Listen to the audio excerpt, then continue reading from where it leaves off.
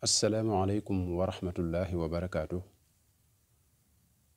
bokk yi dellusiwaat nañu ci jataay bi nu baaxoo am ak yéen mu jëm ci naafilay weeru koor nu di ko jële ci téere Sëriñ Suhaybu Mbakke bi mu tuddee Qurratul Ayn mu di téere bu am solo te bari njariñ lool. Sëriñ Suhaybu Mbakke radiyallahu anhu dafa wax ne guddig juróomeel ga ku ci julli ñeenti rakkaa bu ci ne faatiha ak alam nasrah ak qul huwallahu ñetti yoon.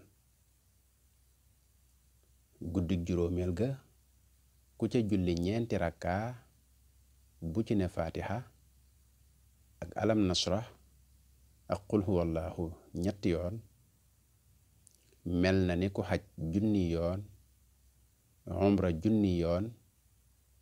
dees na ko musal ci ak ñàkk, dees na dolli wërsëgam, te xaraf wu ci ne dees na ci bind ñaari malaaka yuy far ay ñaawteefam, di bind ay yiwam, di ko yëkkatil ay daraja ba bis bay dellu si déwén. te bu faatoo dees na ko bindal tuyaabay ku dee ci jihaad, te dees na ko jéggal bakkaaram yépp, te dees na ko musal ci mettitu dee,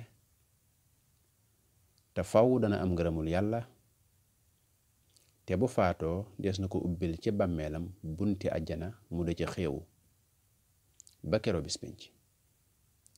wassalaamu aleykum wa rahmatullahi wa barakaatu.